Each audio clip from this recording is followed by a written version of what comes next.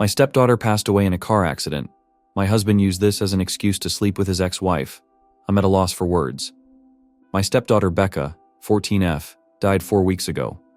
I've been in her life since she was 7 years old. We were extremely close. My husband Derek, 40M, his ex-wife Sam, 38F, and I, 35F, get along very well. There has never been an issue in the 7 years that I've been with Derek. Sam has always been kind to me. She didn't even care that Becca called me mom too. Right after Becca's passing, Sam had so much anxiety and depression that she was unable to be by herself. She has no family besides us. So we invited her to stay with us. Sam hardly leaves the house. She mostly just sleeps in Becca's room, which is completely understandable. I always tell her that I'm here if she needs me, and that I want her to take her time with grieving, and that there is no pressure to go back to her home. Today I needed to run some errands, so I asked Sam if she'd like to join me to get out of the house a little bit, but she declined and said she'd rather just stay at the house and sleep. I told Derek that I was leaving and that I would be back in 2-ish hours. He works from home. I also told him to check on Sam every once in a while, and maybe try getting her to eat something. After stopping at the post office, I realized I forgot my library book that I needed to return, so I went back home to get it. As soon as I walked in the door, I heard moaning coming from mine and Derek's bedroom. I immediately knew what was happening, and my heart completely broke in that moment. I wasn't completely sure what to do, but I ended up deciding to confront them, so I walked to the bedroom and opened the door and began yelling at them both. Sam started having an anxiety attack and ran to the bathroom while Derek kept apologizing profusely. I asked him what the hell was happening. He told me that he made himself and Sam some lunch, and they began talking about Becca, and shared some memories. And then Sam ended up kissing him, and he didn't pull back. And then it ended with them in our bed. They're begging me to understand that it was just grief that caused them to become intimate, and that they both made a mistake. I don't know what to do. I love this man. And I love Sam. I'm heartbroken that they did this to me and put me in this position. I feel so stuck. Relevant comments. Commenter. That would be hard no for me. I understand grieving, but how is this excusing cheating? What happens next time he is sad? Edit. I misspoke when I said sad. Obviously this is something beyond devastating. I still don't think it can be used as an excuse. Original poster. I don't want to excuse his cheating. I think I want to divorce him, but I'm anxious about doing it right after we lost Becca. Commenter.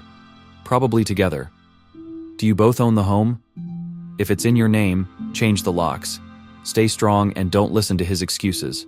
I am so sorry this happened to you during such a difficult time. Original poster. Exactly what I was thinking if I'm being honest. And yes, we both own it. When I told him to leave, he kept saying sorry, and then said that he would leave and respect me wanting him gone for a while. Commenter. Are you seeing a therapist perhaps?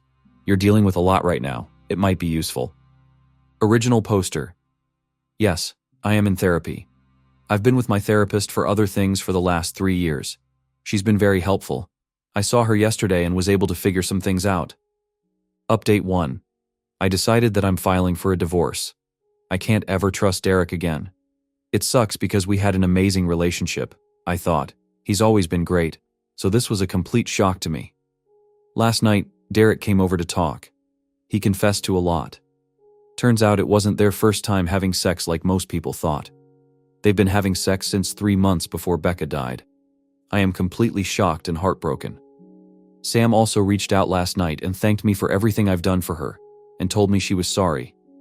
I didn't respond. I blocked her. I did so much for Sam, and considered her a friend, so this hurts a lot. More than I can handle. This is all too much. As hard as this is going to be, I need to leave Derek and cut them both out of my life. I am ready to do so. I am done.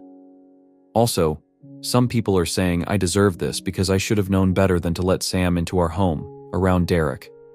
But, you need to understand that I'm a giving person. I trust people more than I should. I truly thought Sam was an amazing person. I know it's unusual to become friends with your husband's ex-wife, but it's just how it went for us, and I shouldn't be blamed for what happened. Thank you to everyone who commented nice things and for the kind messages. You've all been helpful during this insanely difficult time. I appreciate it. Relevant comments. Commenter. Out of curiosity, what are his excuses for cheating? Those two are going to be in a world of hurt once the guilt settles in. They're going to be asking themselves why it had to be Becca and will eventually come to conclusion that it's their punishment for what they've done to you. I can pretty much guarantee you that. Original poster. He told me that they just accidentally reconnected one night when I was away at my mom's. He was stressed we weren't conceiving and were having miscarriages, so he vented to Sam, and then somehow that led to sex. It seems so icky to me. How can he vent about our struggles like that and then go and have sex with Sam? It's just awful of him. I don't understand it. Update 2. I'm getting lots of questions about some things, so I figured I'd answer a few of them. Have I told anyone about what happened besides my mom? Yes, I told a few friends and some family members. Most of them are supportive of my decision and aren't speaking to Derek. Where is Derek staying? Currently, he's staying at a hotel. Our friends refuse to let him stay with them. He's lost a lot of people due to his awful decisions. Has he tried fighting me on getting a divorce? Yes, he begged me not to file for divorce, but when I told him I needed him to just let me go and that I was too exhausted to fight him on this, he let it be and agreed to getting a divorce. Why isn't Derek staying with Sam? He told me he didn't want to continue to hurt me, so he told Sam he was done with her for good, and that they have no reason to speak to each other anymore. I have no idea if that'll last and if they'll just end up together, but I truly don't care what they do anymore. I just want peace. What was Derek's excuse for cheating? He told me that they just accidentally reconnected one night when I was away at my mom's. He was stressed we weren't conceiving and were having miscarriages, so he vented to Sam, and then somehow that led to sex. Disgusting of them both, I know. Relevant comments. Original poster on what happened to Becca. It was very sudden. She died in a car accident when she was with one of her friends and her friend's parents. Original poster on her husband's parents being supportive or not, and if they know about his cheating. I get along with Derek's mom very well, but he's also a mama's boy, so it's kinda complicated. She will always be there for him. He'd stay with her if she didn't live across the country. She knows what he did, and told me she had a talk with him, but said that he's still her son, and she'd help him with anything if he needed it. I'm thinking I need to cut her out of my life too, which makes me really sad because we were close and talked on the phone almost daily. Original poster on if she has children with her husband. We've had 6 miscarriages total. All of them were in the first trimester. Update 3. I just found out that he is staying with Sam and not at the hotel. He told me it's too expensive to stay at a hotel and Sam is the only one that'll help him right now. I had a feeling this would happen.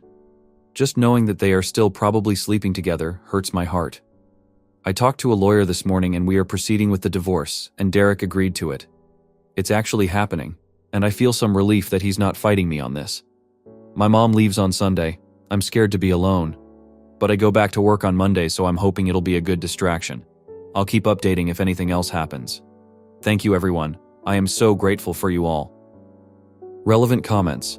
Commenter. How did you find out he was staying at his ex-wife's place? Anything he says should be taken with a grain of salt. He is not true to his words in going on contact with Sam. Original poster. He texted me this morning after we talked to lawyers and said he just wants to be honest with me. I told him to stop giving me updates on what he's doing in his life and that it's not something I need to know. It seems like he wanted to tell me to hurt me.